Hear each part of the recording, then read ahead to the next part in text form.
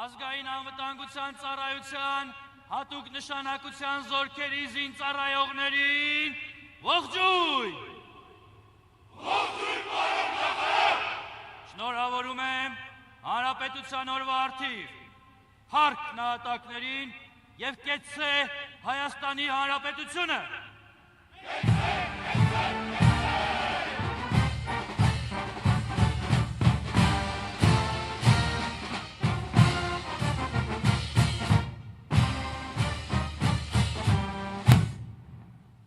Հայաստանի Հանրապետության բանակի կին զինծառայողներին ողջույն։ Ողջույն պարոն նախարար։ Շնորհավորում եմ Հանրապետության օրվա առթիվ փառք նահատակներին եւ կեցցե Հայաստանի Հանրապետությունը։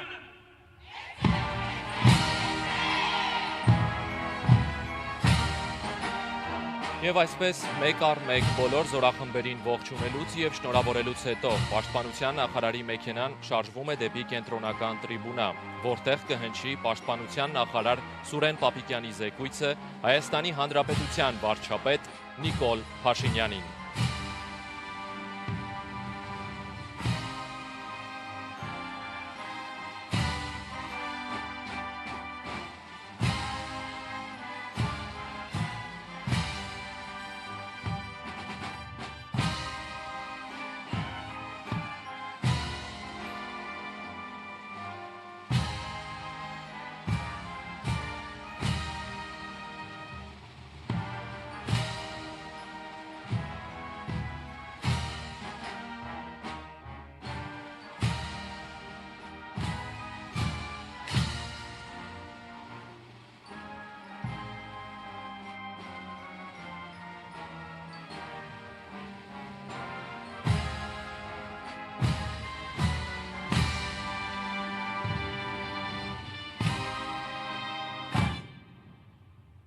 Հայաստանի Հանրապետության պարոն վարչապետ, զորահանդեսի մասնակից զորքերը,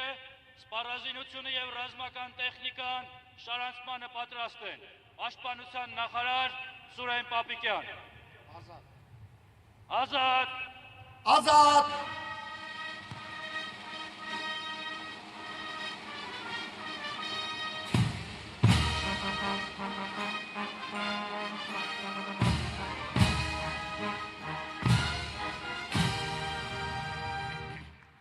Այժմ ելույթով հանդես կգա Հայաստանի Հանրապետության վարչապետ Նիկոլ Փաշինյանը։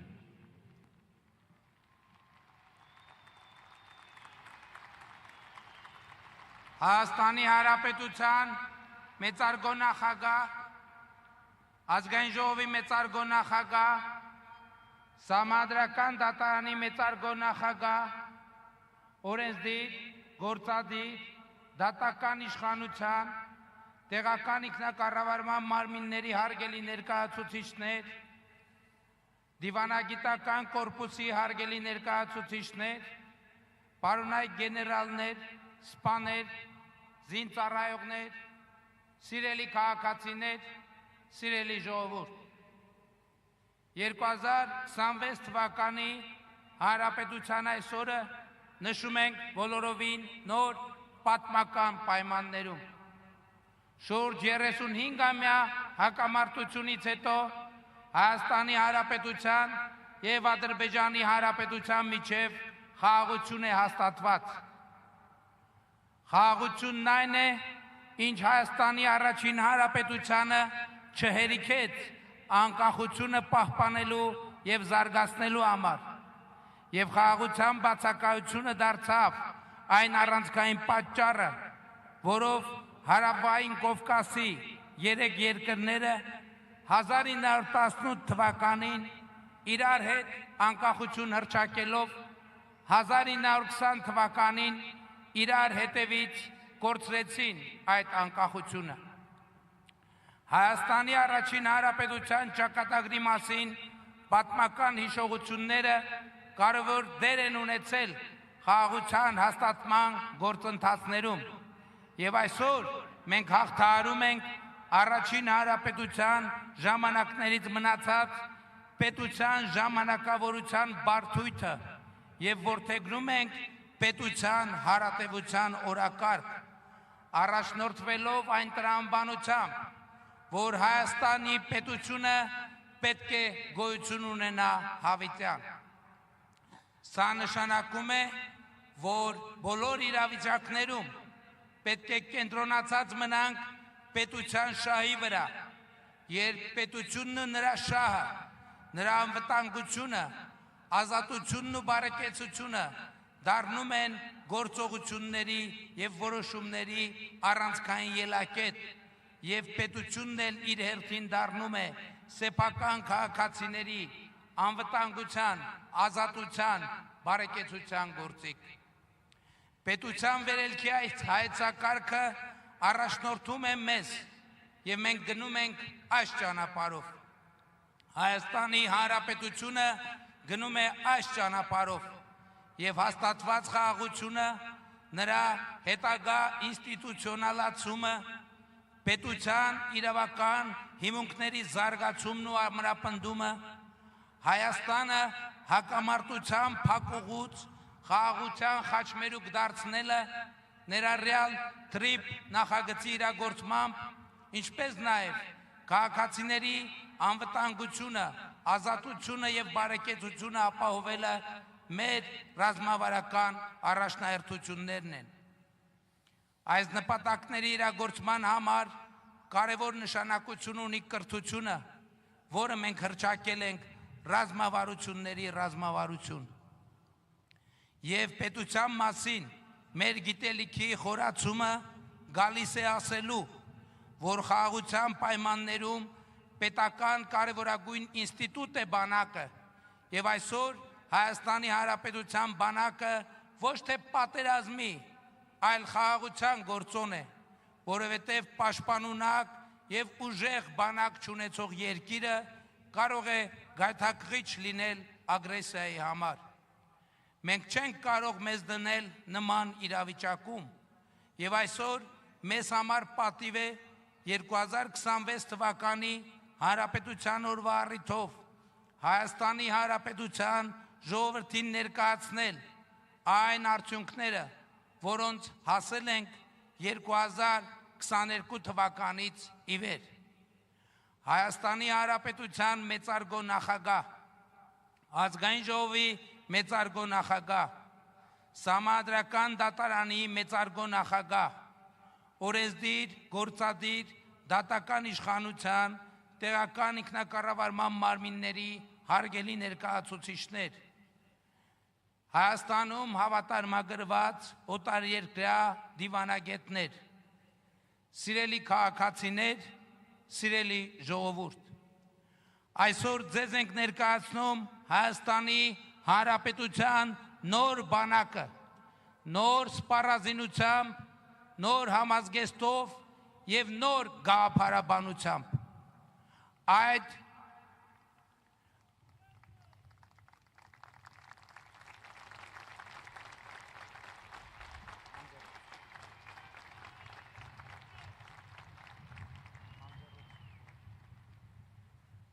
գաղափարաբանության առանցքը հետևյալն է. բանակի միակ խնդիրը Հայաստանի Հանրապետության միջազգայինորեն ճանաչված ինքնիշխան տարածքի պաշտպանությունն է եւ մեր բանակը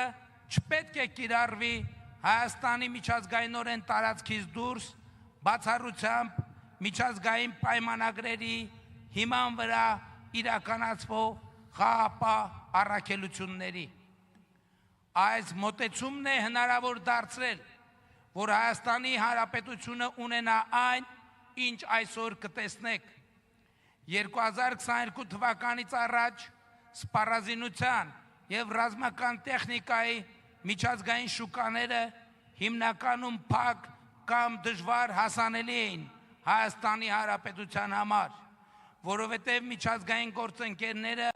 հրաժարվում էին Հայաստանի Հանրապետությանը զենք մատակարարել այն պատճառաբանությամբ, թե համոզված են, որ Հայաստանը այդ զենքը կիրառելու է իր միջազգայինորեն ճանաչված տարածքներից դուրս։ Եվ միայն 2022 թվականի հոկտեմբերի 6-ին Պրահայում ձեռք բերված համաձայնություններից հետո, երբ Հայաստանն ու Ադրբեջանը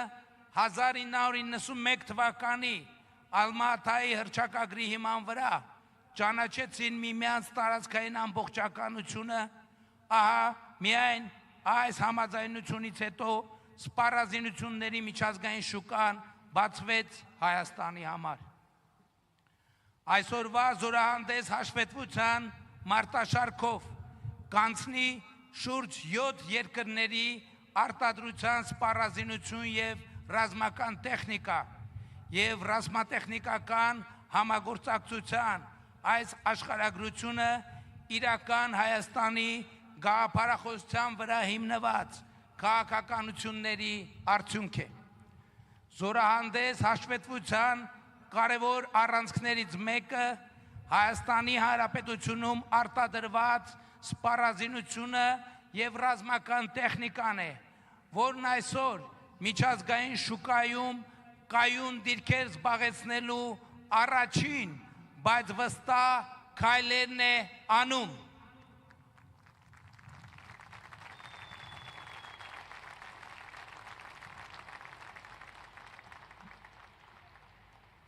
«2022 թվականից սկսած Հայաստանի Հանրապետության կառավարությունը շուրջ 170 միլիարդ դրամի ներդրում է արել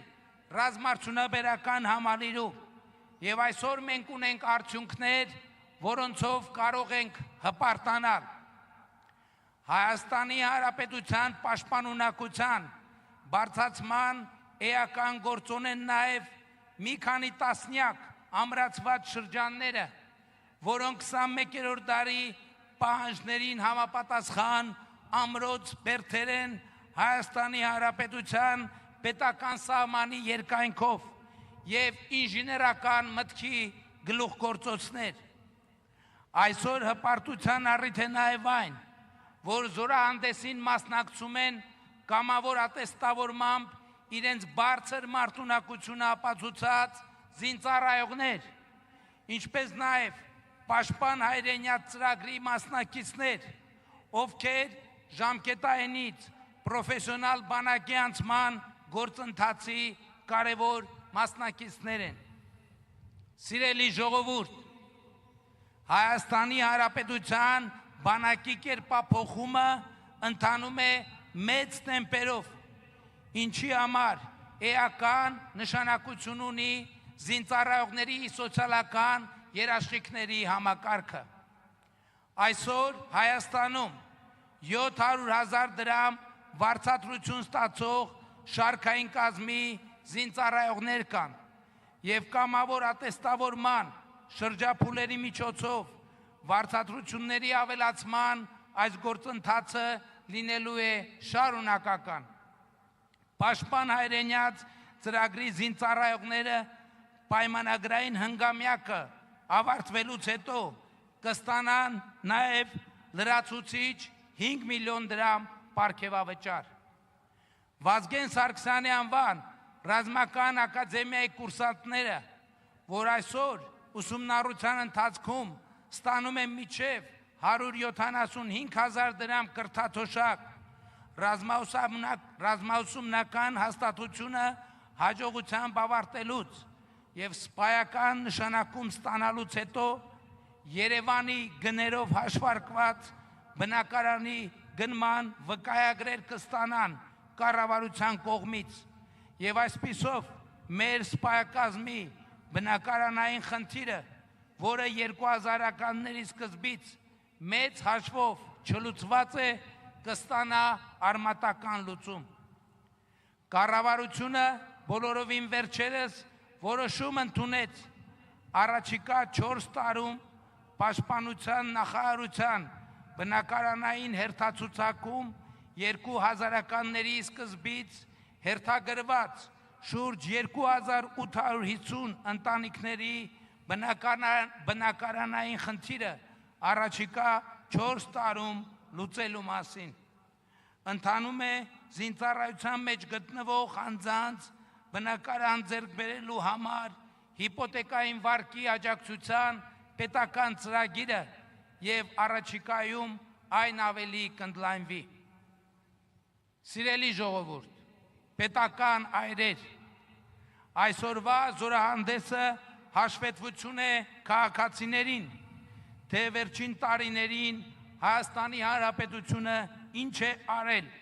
Հայաստանի Հանրապետության պաշտպանունակությունը բարձրացնելու համար։ Բայց այս հաշվետվության հասցեատեր են նաև մեր նահատակները, ում զոհությունների գնով, ում կյանքի գնով Հայաստանի Հանրապետությունը այսօր պետություն է ավելի քան երբևէ, անկախ է ավելի քան երբևէ, ինքնիշխան է ավելի քան երբևէ, անվտանգ է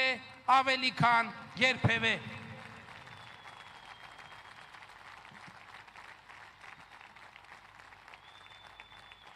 Մեկ րոպե լռությամբ,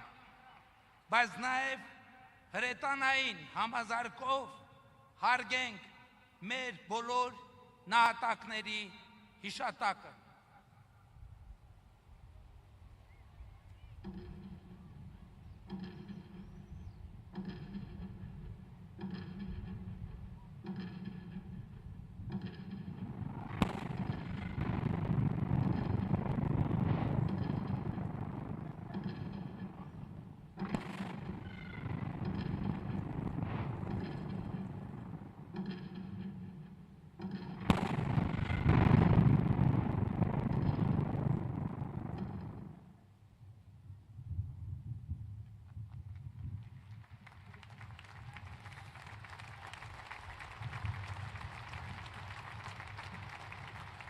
Շնորհակալ եմ։ Հայաստանի Հանրապետության մեծարգո նախագահ, պետական այրեր,